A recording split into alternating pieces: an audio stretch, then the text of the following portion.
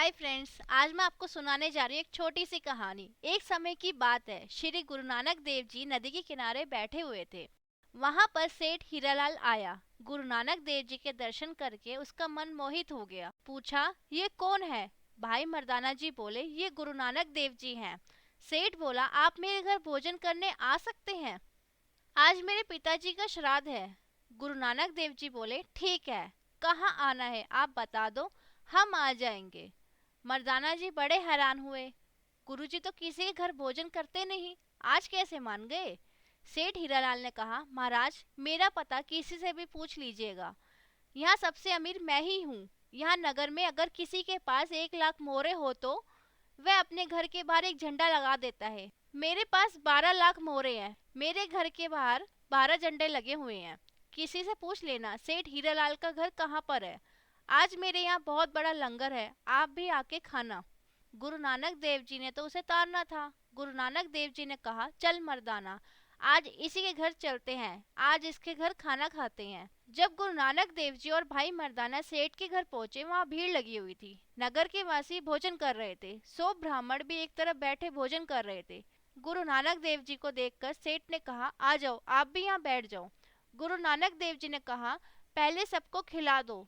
सेठ कहने लगा, आप तो बड़े संतोषी हो, सबर वाले हो, नहीं तो यहाँ लंगर बंटना शुरू होता है तो लोग एक दूसरे पर टूट पड़ते हैं। गुरु नानक देव जी ने पूछा, सेठ ये लंगर किस लिए लगाया है? सेठ कहने लगा, महाराज जी, ये मैंने अपने पिता पितरों के कल्याण के लिए लगाया है।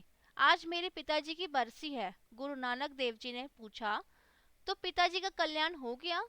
सेठ ने कहा, हाँ महाराज, 100 ब्राह्मण खाना खाकर चले गए हैं। सुबह से पता नहीं कितने लोग खाना खाकर चले गए हैं और अभी भी लंगर चल रहा है। सबने यही कहा, तुम्हारे पिता का कल्याण हो। गुरु नानक देव जी कहने लगे, अभी तेरे पिता का कल्याण नहीं हुआ है। वो तो शेर की योनि में जंगल की झाड़ी में 3 दिनों से भूखा बैठा है। ये बात सुन के सेठ हैरान हो गया। गुरु नानक देव जी ने कहा, ये जो तूने मेरे लिए थाली लगाई है, इसे वहां ले जा जहाँ नदी के दूसरी तरफ झाड़ी में तेरा पिता शेर बनकर बैठा है। सेठ ने सोचा, इन्होंने तो नई बात कह दी, पर वह गुरु नानक देव जी से बहुत प्रभावित थे, इसलिए मन ही मन सोचा कि ये एक बार ये करके भी देख लेता हूँ। किंतु उसके मन में ये था कि कहीं शेर उसे खा ना जाए। तो उसने गुरु नानक देव जी से पूछा, महाराज वो तो शेर है, कहीं मुझे भी न खा जाए। गुरु नानक देव जी ने कहा, जा, नहीं खाएगा तुझे। वो जब तेरा दर्शन करेगा निहाल हो जाएगा। वो तेरा पिता है, ये उसे ज्ञान हो जाएगा। जा हीरालाल, जब तक तू लौट के नहीं आएगा हम यही तेरा इंतजार करेंगे। सेठ चल पड़ा। कभी 2 कदम आगे, कभी 2 कदम पीछे। मन कभी मानता, कभी नहीं मानता, पर जैसे तैसे नाव में बैठ के नदी की दूसरी तरफ गया जहाँ गुरु नानक जी ने कहा था। जब वह झाड़ियों के पीछे गया तो वहाँ सचमुच एक शेर बैठा हुआ था।